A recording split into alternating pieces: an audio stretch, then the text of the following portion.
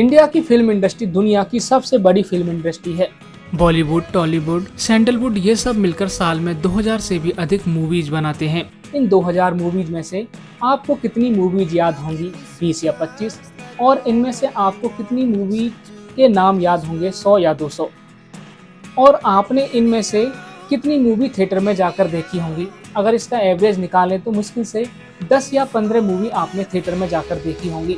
ये जो 2000 मूवी साल में आती हैं, इनमें से 90% मूवी फ्लॉप हो जाती हैं और बॉक्स ऑफिस पर अपना पैसा तक नहीं निकाल पाती हैं। लेकिन इसके बाद भी मूवीज बनाने का क्रेज कम क्यों नहीं हो रहा है, बल्कि बढ़ता जा रहा है। ज्यादा से ज्यादा मूवीज बन रही हैं, ऐसा क्यों? भाई, कोई मूवी चैरिटी के लिए तो बनाता नहीं है, पैसे कमाने के लिए ही बनाता है। मूवी और ये मूवीज बनाने का जो कारोबार है ना, पूरी दुनिया में सबसे ज्यादा रिस्की माना जाता है। आप खूब सारा पैसा लगाकर जब कोई मूवी बनाते हैं और मूवी खराब बनती है तो सिर्फ 3 दिन में ही थिएटर से बाहर हो जाती है। और जब एक बार मूवी रिलीज हो जाती है तो गलती सुधारने का मौका भी नहीं मिलता। इसलिए मूवीज बनाने का काम सबसे रिस्की माना जाता है। इस साल कार्तिक आर्यन और कृति सेनन की एक मूवी आई थी, शहजादा। फिल्म इतनी खराब थी कि क्रिटिक्स ने इसको 0 स्टार्स दिए थे। क्योंकि थिएटर में लोग मूवी देखने ही नहीं आए थे, इसलिए 2 से 3 दिन में ये मूवी थिएटर से उतार दी गई थी। लेकिन इतना सब होने के बाद भी ये मूवी फायदे का सौदा निकली। इस फिल्म को बनाने में 65 करोड़ लगे और फिल्म के प्रमोशन में 20 करोड़ लगे। ये सब मिलाकर इस फिल्म की टोटल कॉस्ट आई 85 करोड़ रुपए। इस फिल्म का life time total gross collection था 38.33 करोड़। अगर इस मूवी में से टैक्स को हटा दिया जाए तो इस मूवी का नेट कलेक्शन हुआ था 32 करोड़ रुपए और इसके 9 करोड़ आए थे इंटरनेशनल मार्केट से। लेकिन इसके बाद भी इस मूवी ने 105 करोड़ से भी ज्यादा पैसे बना लिए। मूवी फ्लॉप होने के बाद कैसे करोड़ों रुपए बना लेती है और मूवी बनने के बाद हम लोगों तक कैसे पहुंचती है और मूवी के टिकट कैसे बेचे जाते हैं, सिंगल स्क्रीन थिएटर क्यों बंद हो रहे हैं और आपने देखा होगा कि हर जगह मल्टीप्लेक्स देखने को मिल रहे हैं। मैं आपके इन सारे सवालों का जवाब आपको इस वीडियो में देने वाला हूँ। पहले जब मूवीज बनती थी तो इतनी ऑर्गेनाइज नहीं हुआ करती थी, ना ही इतना बड़ा कॉर्पोरेट स्ट्रक्चर हुआ करता था। पहले कुछ इंडिपेंडेंट प्रोड्यूसर अपनी जमीन वगैरह गिरवी रख के या पैसा ब्याज पर लेकर मूवीज बनाते थे या किसी फाइनेंसर से ब्याज पर पैसे लेकर मूवी बनाते थे। अगर इनकी मूवी फ्लॉप हो जाती थी तो ये लोग रोड पर आ जाते थे। उस टाइम पर रिस्क इतना ज्यादा होता था कि उस टाइम पर अंडरवर्ल्ड और नेता मंत्री ही पैसा लगाते थे मूवीज के अंदर। उस समय मूवी सिंगल स्क्रीन थिएटर पर ही आती थी और उन दिनों में टीवी पर कोई मूवी नहीं आती थी। इसके कुछ साल बाद एंट्री होती है प्रोडक्शन हाउसों की, जैसे कि Yashraj Dharma production, UTV, Reliance, Viacom, Balaji international. पहले जो इंडिपेंडेंट प्रोड्यूसर पैसा लेकर मूवीज बनाते थे, उसी काम को इन प्रोडक्शन हाउसों ने एज ए कंपनी बनकर शुरू किया और मूवी इंडस्ट्री को एक सिस्टमेटिक स्ट्रक्चर में बदल दिया। जैसे आपने एक प्रोडक्शन हाउस का नाम सुना होगा, फैंटम। इस प्रोडक्शन हाउस को अनुराग कश्यप ने अपने 3 दोस्तों के साथ मिलकर बनाया था। आगे चलकर इस प्रोडक्शन हाउस में रिलायंस ने 50% स्टेक ले लिया। अगर अनुराग कश्यप अकेले मूवी बनाते तो रिस्क बहुत ज्यादा रहता, लेकिन इन्होंने एक कंपनी बनाई और कई लोगों को इकट्ठा किया और बाहर से रिलायंस ने स्टेक लेकर पैसा लगाया, तो इनकी पैसे की दिक्कत तो कम हुई ही, इनका रिस्क भी कम हुआ। कुछ केसों में ऐसा होता है कि लोग अपने बच्चों को लॉन्च करने के लिए इन प्रोडक्शन हाउस में पैसे लगाते हैं। कहा जाता है कि बैंड बाजा बारात मूवी के लिए रणवीर सिंह के पापा जगजीत सिंह भवनानी ने यशराज प्रोडक्शन हाउस में 20 करोड़ रुपए लगाए थे, तब जाके इनको ये मूवी मिली थी। हालांकि इस बात को रणवीर ने मना कर दिया था कि ये बात सही नहीं है। जब इस तरीके से प्रोडक्शन हाउस बने तो इन लोगों ने एक और चीज करी कि इन लोगों ने पोर्टफोलियो बनाने शुरू किए। तो अब पोर्टफोलियो का क्या मतलब होता है? कुछ मूवीज इन्होंने इंडिपेंडेंट प्रोड्यूसर से खरीदी, कुछ मूवी इन्होंने खुद बनाई और कुछ मूवीज इन्होंने अलग स्टूडियोज के साथ को प्रोड्यूस की और कुछ पैसा इन्होंने बड़ी बजट की मूवी में डाला जिसमें कुछ बड़े स्टार्स थे और कुछ पैसा मिड बजट की मूवी में डाला और कुछ पैसा इन्होंने लो बजट की मूवी में डाला। जैसे मैं आपको इरोज का उदाहरण देता हूँ। इरोज साल में 20 मूवीज बनाता है, इसमें से वो 2 को खुद प्रोड्यूस करता है और 6 इंडिपेंडेंट प्रोड्यूसर से खरीदता है। इनमें वो 12 को को प्रोड्यूस करता है और इसमें 7 मूवी बड़े बजट की होती हैं और 7 मीडियम बजट की और बाकी स्मॉल बजट की होती हैं। दोस्तों, अगर वायाकॉम की बात करें तो इसने सबसे अलग हटके स्ट्रेटजी अपनाई। वायाकॉम ने सारी स्मॉल फिल्मों का पोर्टफोलियो बनाया। आज भी ये लोग स्मॉल मूवीज पर ही खेलते हैं, जैसे तनु वर्स मनु, प्यार का पंचनामा, गैंग्स ऑफ वासेपुर। अभी जो ये प्रोडक्शन वाला मॉडल था, इसकी कामयाबी को देखकर जो ये बड़े एक्टर्स थे जिनके पास काफी अच्छा पैसा था, इनको लगा कि पिक्चरें तो हमारी वजह से चल रही हैं, तो हम भी अपना प्रोडक्शन हाउस खोल लेते हैं। तो बड़े एक्टर्स भी ये बड़े प्रोडक्शन हाउस के साथ को प्रोड्यूसर बन गए या फिर अपना प्रोडक्शन हाउस शुरू कर दिया, जैसे कि शाहरुख खान का है red chilli entertainment, Om Shanti Om, Chennai express और डियर जिंदगी। ये सारी मूवी शाहरुख खान ने अपने प्रोडक्शन में बनाई हैं। ऐसे ही सलमान खान, अजय देवगन और आमिर खान ने भी अपने प्रोडक्शन हाउस शुरू किए हैं। जब ये प्रोडक्शन हाउस आए तो इन्होंने प्रोडक्शन और फाइनेंस के सिस्टम को भी सिस्टमेटिक किया। जो मूवी कमाई सिंगल स्क्रीन पर टिकट से कमाती थी, उसके कमाने के बहुत सारे रास्ते भी खोले। इसके लिए राइट्स क्या होते हैं ये समझना बहुत जरूरी है। फिल्म जो होती है वो एक इंटेलेक्चुअल प्रॉपर्टी होती है, फिजिकल प्रॉपर्टी नहीं। फिजिकल प्रॉपर्टी है आपका साबुन, उस साबुन से आप नहा सकते हैं, अपने दोस्त को भी दे सकते हैं, चाहे आप उसके टुकड़े टुकड़े करके फेंक दें, ये आपकी मर्जी है। लेकिन इंटेलेक्चुअल प्रॉपर्टी जैसे मूवीज, सॉन्ग, किसी ने कोई किताब लिखी जिसमें कोई आइडिया हो, आप उसे पैसे देकर अनुभव तो कर सकते हो, लेकिन उसी आइडिया की आप किताब बनाकर नहीं बेच सकते, क्योंकि वह एक इंटेलेक्चुअल प्रॉपर्टी है। जैसे आप कहो कि मैंने तो मूवी का टिकट खरीदा है, अब मैं मोबाइल में मूवी रिकॉर्ड कर लेता हूँ, घर जाकर अपने दोस्तों और अपने परिवार वालों को दिखाऊंगा, तो ये एक इलीगल एक्टिविटी है। इसके लिए कंपनी आपको जेल भी भेज सकती है। तो इन प्रोडक्शन हाउसों ने इस चीज को भी सिस्टमेटिक किया। मूवी एक इंटेलेक्चुअल प्रॉपर्टी है और जिसने मूवी बनाई है वो ही डिसाइड करेगा कि उस मूवी और उसके गाने किसको कितने पैसे और कितने समय के लिए मिलेंगे। यही कॉन्सेप्ट गेम चेंजर साबित होता है। पहले मूवी सिंगल स्क्रीन थिएटर में चलती थी और कई इलाकों में तो हॉल होता भी नहीं था, तो मूवी हॉल अफोर्ड कर सकता था या जिसके एरिया में मूवी हॉल होता था बस वही मूवी देख पाता था। लेकिन आगे चलकर इन बड़े प्रोडक्शन हाउसों में मूवी के राइट्स टीवी को भी बेचना शुरू कर दिया। अब इससे हुआ ये कि जो मूवी हॉल में लग के कुछ दिन बाद हॉल से हट जाती थी, अब वो हटने के कुछ समय बाद टीवी पर जाने लगी थी। इससे इन लोगों को फायदा तो हुआ ही था, इसके साथ साथ फिल्म इंडस्ट्री घर घर तक पहुंचने लगी थी। इससे फिल्म इंडस्ट्री को प्रसिद्धि मिली और टीवी पर भी लोग मूवी को बहुत ज्यादा देखते थे, तो टीवी वालों ने भी मूवी के बीच में ऐड लगा लगा कर खूब पैसा कमाया और प्रोडक्शन हाउसों को भी टीवी राइट्स के ज्यादा पैसे मिलने लगे। सूर्यवंशम मूवी जब रिलीज हुई थी तो ये एक फ्लॉप मूवी थी, लेकिन जब इसके प्रोड्यूसर ने टीवी के राइट्स बेचे तो जो पैसा उसने तब नहीं कमाया था उससे कहीं ज्यादा टीवी राइट्स से कमाया था। ये मूवी उस समय तो फ्लॉप हो गई थी, लेकिन टीवी पर आने के बाद बच्चे को भी पता लग गया था कि हीरा ठाकुर को जहर वाली खीर दी गई थी। और इस मूवी से टीवी वालों ने भी इतना पैसा कमा लिया था जितना एक मूवी कमाती है। टीवी वालों को भी यह आइडिया बहुत पसंद आया और मूवी के टीवी राइट्स की जैसे होड़ सी लग गई थी। अब देखिए, कोई भी फील्ड हो, जब आप किसी भी बिजनेस में नया इंटेलिजेंट अप्रोच लेकर आते हैं तो उसके सफल होने के और लाभ कमाने के अवसर बहुत अधिक बढ़ जाते हैं। इसके साथ ही तो मूवीज में जो गाने होते हैं ना, उनको पब्लिक एक बार नहीं बार बार सुनती है, तो प्रोडक्शन हाउसों ने गानों के अलग से राइट्स बनाकर म्यूजिक कंपनी को बेचना शुरू कर दिया। ये गाने कैसेट सीडी फॉर्म में बस, ऑटो, पार्टी और घर में बजने लगे, जिससे भी इनको काफी मोटा पैसा आने लगा। इसलिए आपने देखा होगा कि कोई सिचुएशन हो या ना हो, मूवी के अंदर गाना जबरदस्ती फिट किया जाता है और अचानक से हीरो के पीछे कई सारे डांसर निकल कर आ जाते हैं ताकि बाद में वीडियोज में, सीडी में गाने अच्छे लगे और अच्छी कमाई हो। आजकल तो यूट्यूब, स्पॉटिफाई और म्यूजिक चैनल्स को भी इसके राइट मिलते हैं, तो इससे भी खूब पैसा आता है। आप मूवीज में देखते होंगे कि यूके, लंदन जैसे देशों में ज्यादा शूटिंग होती थी। ये जो प्रोडक्शन हाउस थे, इन्होंने उन डेस्टिनेशन को टारगेट किया जहां पर शूटिंग करने पर टैक्स में रिबेट मिलती थी। यूके और लंदन जैसी जगहों में शूटिंग करने पर टैक्स में काफी रिबेट मिलती है।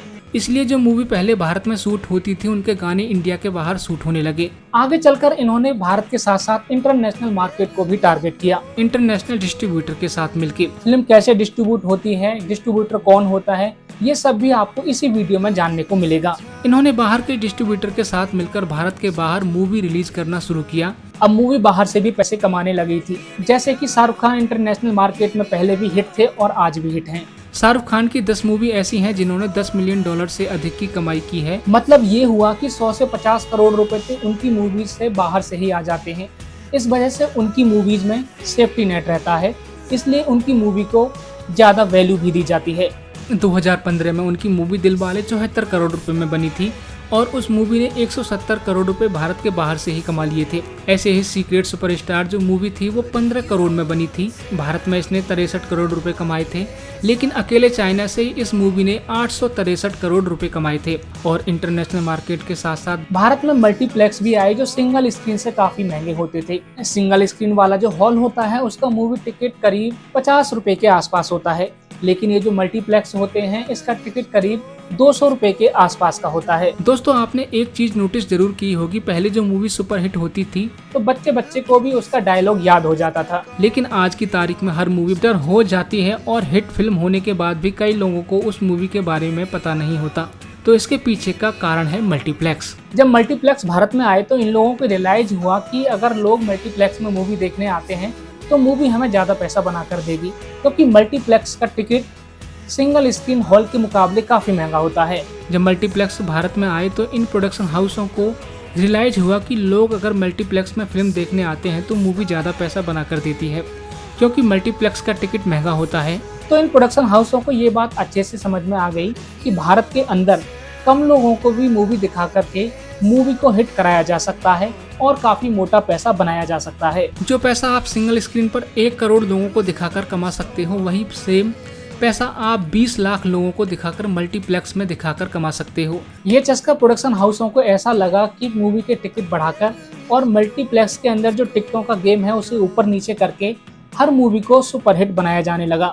100 CR club, 200 CR club, 300 CR club, ये बात लोगों के लिए नॉर्मल हो गई थी। लेकिन इसकी वजह से भारत में सिंगल स्क्रीन थिएटर बंद होने लगे। पहले भारत में 12,000 सिंगल स्क्रीन सिनेमा हॉल थे, लेकिन ये 2019 में कम होकर 6500 रह गए। आप लोगों ने नोटिस किया होगा कि सिंगल स्क्रीन थिएटर लगातार बंद हो रहे हैं और छोटे शहरों में लोगों के लिए सिनेमा हॉल ही नहीं बचे हैं। शायद आपको याद भी नहीं होगा जब आपने किसी रिक्शे वाले को या किसी मजदूर को मूवी हॉल में मल्टीप्लेक्स में पिक्चर देखते हुए देखा होगा। और इस चीज का बॉलीवुड को नुकसान भी हुआ, क्योंकि बॉलीवुड की रीच कम होने लगी। बॉलीवुड पहले भी पैसा कमा रहा था, लेकिन ज्यादा लोगों को मूवी दिखाकर पैसा कमा रहा था। ये लोग आज भी पैसा कमा रहे हैं, लेकिन अपनी रीच को कम करके पैसा कमा रहे हैं। इन सब के बाद सोने पे सुहागा तब हुआ जब OTT राइट्स बिकने लगे। ये जितने भी OTT प्लेटफॉर्म हैं, इन सब में होड़ लगी रहती है अपने प्लेटफॉर्म पर ज्यादा से ज्यादा कंटेंट दिखाने की, क्योंकि जितना ज्यादा कंटेंट होगा उतना ही ज्यादा इन लोगों का सब्सक्रिप्शन बिकता है।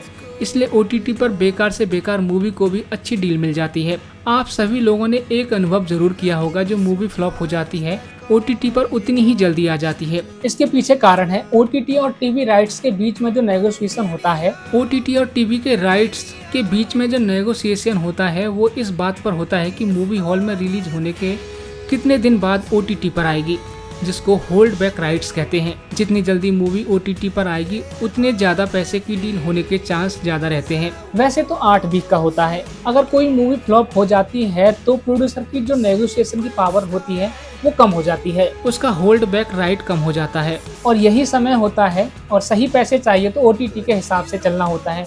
और OTT चाहता है कि मूवी जल्दी से जल्दी रिलीज हो, जैसे कि आमिर खान की लाल सिंह चड्ढा। इसके रिलीज होने से पहले नेटफ्लिक्स से जो डील चल रही थी उसमें आमिर खान ने 150 करोड़ रुपए की डिमांड की थी, और 6 महीने पहले OTT पर नहीं आएगी। यहाँ तक कि उन्होंने ऑन रिकॉर्ड भी बोला था कि बॉलीवुड गलती कर रहा है, जल्दी से OTT पर देके। एट लीस्ट 6 महीने से पहले OTT पर नहीं देना चाहिए, इससे मूवी की वैल्यू कम होती है। लेकिन जब उनकी मूवी फ्लॉप हो गई तो उनको डील 70 करोड़ में करनी पड़ी और 2 महीने के अंदर OTT पे देनी पड़ी। तब जाके उनको बाकी प्रोड्यूसर्स का दर्द समझ में आया कि OTT पर क्यों जल्दी देनी होती है। तो जो मैंने शुरू में शहजादा मूवी के उदाहरण आपको दिया था कि फ्लॉप होने के बाद भी इस मूवी ने 105 करोड़ रुपए कैसे कमा लिए थे, ये अब आपको अच्छे से समझ में आ गया होगा। ये बनी थी 85 करोड़ में, 32 करोड़ डोमेस्टिक बॉक्स ऑफिस और 9 करोड़ इंटरनेशनल बॉक्स ऑफिस से कमाए थे। 40 करोड़ जिसको OTT से मिले, 10 करोड़ में इसके म्यूजिक राइट्स बिके थे और 15 सैटेलाइट यानी कि टीवी राइट से मिले। दोस्तों, यही कारण था कि शहजादा मूवी हॉल में आने से पहले ही प्रॉफिट में आ गई थी। और ये तो कुछ भी नहीं, एक मूवी आई थी तीजमार खान, जिसकी शीला की जवानी सॉन्ग के अलावा आपको कुछ भी याद नहीं होगा, क्योंकि ये एक फ्लॉप मूवी थी।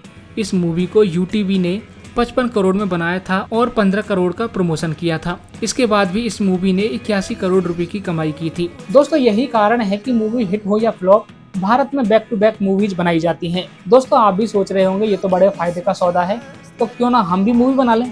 तो दोस्तों ऐसा नहीं है। तो भाई ऐसा नहीं है दोस्तों इसमें डिस्ट्रीब्यूशन का काफी बड़ा गेम है, जिसको बड़े बड़े प्रोडक्शन हाउस अपने हिसाब से रूल करते हैं। देखिए ये जो मूवी राइट्स होते हैं ना, इसकी वजह से मूवी रिलीज होने से पहले ही पैसा कमा लेती है, कुछ केसों में तो पहले ही सुपरहिट हो जाती है। तो जब राइट्स बिक जाते हैं तब उसके बाद असली खेल शुरू होता है, मूवी बनाने के बाद मूवी को लोगों तक पहुंचाने का। दोस्तों आप इसको इस तरीके से भी समझ सकते हैं, मैं जो वीडियो बनाता हूँ मेरा डिस्ट्रीब्यूटर है यूट्यूब। अगर यूट्यूब नहीं होगा तो मेरा वीडियो आप लोगों तक कैसे पहुंचेगा। वीडियो हो या मूवी, इसको बनाना तो फिर भी आसान है, लेकिन ऐसे ही मूवी के डिस्ट्रीब्यूशन के लिए एक सिस्टम है।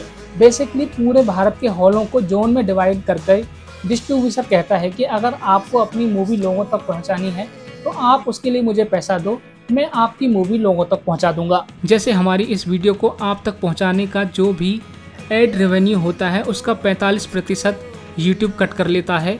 ऐसे ही मूवी के डिस्ट्रीब्यूशन के लिए एक सिस्टम है, और जो डिस्ट्रीब्यूटर होते हैं इस चीज़ के लिए प्रोड्यूसर से पैसा लेते हैं। भारत में मूवी डिस्ट्रीब्यूशन के लिए अलग अलग जोन हैं, इसको कुछ लोग सर्किट भी कहते हैं, और ये जोन और सर्किट बटे हुए हैं।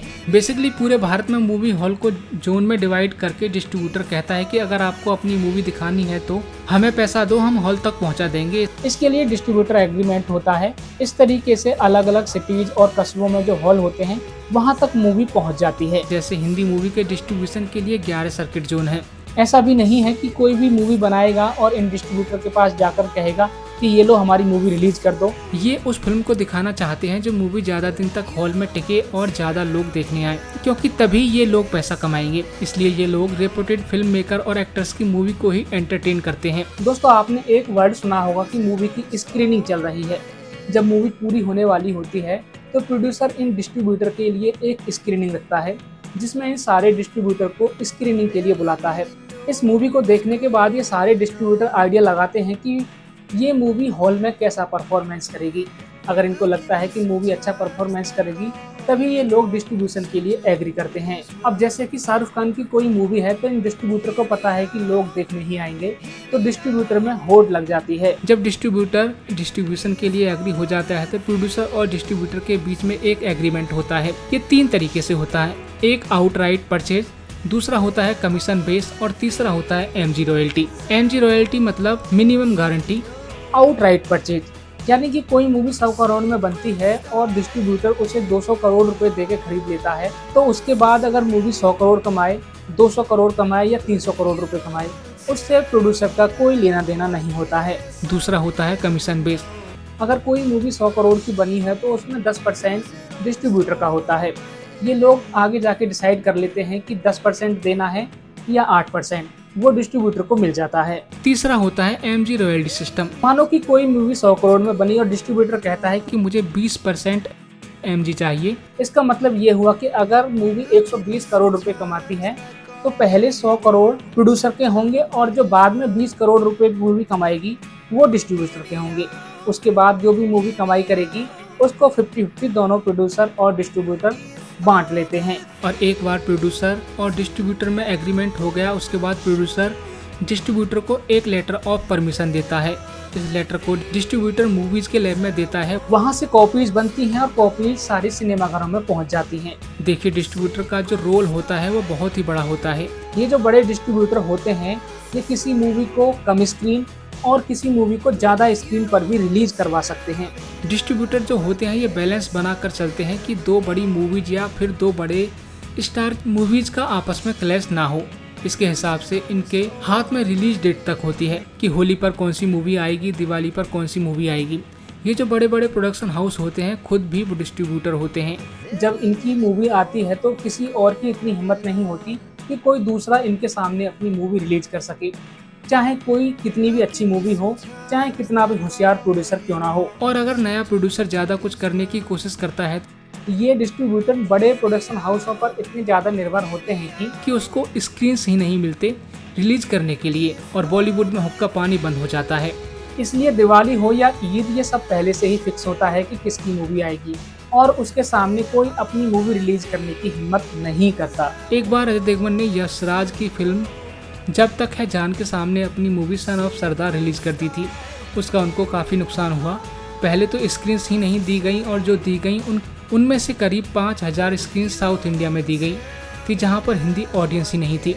तो इस बात से अजय देवगन इतने गुस्सा हो जाते हैं कि उन्होंने कंपटीशन कमीशन ऑफ इंडिया में इसकी शिकायत कर दी थी कि यशराज अपनी पावर का मिसयूज कर रहे हैं। तो यशराज ने इसको रिजेक्ट करते हुए कहा था कि हमारी पिछली मूवी एक था टाइगर जब रिलीज हुई थी तो हमने डिस्ट्रीब्यूटर से एग्रीमेंट साइन करा लिया था कि एक था टाइगर हम आपको तभी देंगे जब आप हमारी दूसरी फिल्म जब तक है जान दिवाली पर रिलीज करोगे। और इसके साथ साथ ये भी कहा गया कि अजय देवगन के जो डिस्ट्रीब्यूटर थे उन्होंने तैयारी करने में काफी देरी कर दी थी। अजय देवगन की कंप्लेन रिजेक्ट हो जाती है।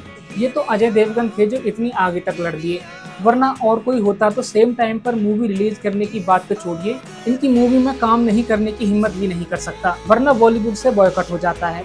ऐसा ही कुछ सुशांत सिंह राजपूत के केस में भी देखने को मिला था। ये जो बड़े प्रोडक्शन हाउस होते हैं ये एक चीज और करते हैं कि जो नए टैलेंटेड एक्टर्स आते हैं एक कॉन्ट्रैक्ट साइन करते हैं और उसमें यह होता है कि ये इतने साल तक इनके साथ ही काम करेंगे, चाहे इनको दूसरा प्रोड्यूसर कितने भी पैसा दे। जब कोई भी एक्टर फेमस नहीं होता तो कोई भी डील साइन कर लेता है और उन्हीं प्रोडक्शन हाउस के साथ उसको रहना और काम करना पड़ता है। जैसे अनुष्का शर्मा, सुशांत सिंह राजपूत, इन्होंने कॉन्ट्रैक्ट साइन किया था यशराज के साथ। और जब मूवी तैयार कर सिनेमा हॉल में आती है तो यहाँ पर भी एक अलग ही अरेंजमेंट होता है। टिकट बेचकर जो पैसा आता है वो प्रोड्यूसर और सिनेमा हॉल के बीच बांटा जाता है स्लाइडिंग स्केल अरेंजमेंट के साथ। इस अरेंजमेंट में यही होता है कि फर्स्ट वीक में जो पैसा आता है उससे प्रोड्यूसर और सिनेमा हॉल का मालिक आधा आधा बांट लेते हैं और दूसरे वीक का जो कलेक्शन होता है उसमें 60% सिनेमा हॉल और 40% प्रोड्यूसर का होता है। और ऐसे ही हर वीक पर प्रोड्यूसर का हिस्सा कम होता चला जाता है, क्योंकि जैसे जैसे समय होता चला जाता है तो सिनेमा हॉल में लोग आने कम हो जाते हैं। सिनेमा हॉल की मेन कमाई टिकट बेचने से ही नहीं बल्कि खाने पीने का सामान बेचने से होती है। मूवी स्टार्ट होने से पहले जो ऐड आती है और जो वहाँ पर अपकमिंग मूवी के ऐड लगे होते हैं उससे भी काफ़ी पैसा आता है, नॉर्मल ऐड से कहीं ज़्यादा। क्योंकि जब एक बार हॉल में घुस जाते हैं तो आपको पूरा ऐड देखना पड़ता है और आप उसके स्किप भी नहीं कर सकते हो। और दूसरा, आप मल्टीप्लेक्स में आए हो तो आपकी परचेजिंग पावर ज़्यादा होगी, तो इसलिए सिनेमा हॉल के ऐड जो होते हैं वो ज़्यादा में बिकती है। पीवीआर अपने ऐड रेवेन्यू से 11% की कमाई करता है और इनॉक्स 8% ऐड से कमाता है। खाने पीने के सामान को मल्टीप्लेक्स में जरूरत से ज़्यादा महंगे दामों पर बेचा जाता है। पहले ये लोग क्या करते थे कि जो पानी की बोतल पूरे हिंदुस्तान में बेची जाती थी उसी पानी की बोतल को काफ़ी महंगे दामों पर बेचते थे। तो इसकी लोगों ने शिकायत करना शुरू कर दिया, क्योंकि भारत में कोई चीज़ MRP से ज़्यादा रेट पर बेचना इलीगल माना जाता है। तो इसके बाद इन लोगों ने एक नया रास्ता निकाला कि उसी पानी की बोतल और कोल्ड ड्रिंक को आइस डालकर बेचना शुरू कर दिया, जिससे इनको पहले से कहीं ज़्यादा प्रॉफिट मिलने लगा। इसलिए आपने देखा होगा कि पानी हो या फिर और कोई खाने का सामान इनका खुद का होता है या किसी और कंपनी के साथ इनका टाई अप होता है, जहां पहले से ही MRP के अंदर इनका कट ऐड होता है। और हाँ, जानबूझकर मूवी के बीच में ब्रेक रखा जाता है ताकि लोग खाने पीने के लिए खर्चा करें। सिनेमा हॉल की टिकट के पैसे हर बार अलग तरीके से सेट किए जाते हैं। अगर बड़ी मूवी है तो उसके टिकट पहले से ही महंगे होंगे और समय के साथ कम होते रहते हैं। ये इस बात पर निर्भर करता है कि मूवी को देखने कितने लोग आ रहे हैं। जैसे कि कश्मीर फाइल, उसमें कोई बड़ा स्टार नहीं था तो शुरू में ही कम स्क्रीन पर लगी और टिकट के पैसे भी कम थे। और जब इस मूवी ने पेस पकड़ा तो इसको मल्टीपल स्क्रीन पर लगाया गया और इसके पैसे भी बढ़े। मॉर्निंग शो ये हमेशा सस्ते रखते हैं क्योंकि इस टाइम पर ये स्टूडेंट्स को टारगेट करते हैं, और शाम को वीकेंड पर महंगे रखते हैं क्योंकि ये उन लोगों को टाइम होता है जो कमाने वाले होते हैं, जिनकी परचेजिंग पावर होती है। इस तरीके से ये पूरा सिस्टम काम करता है।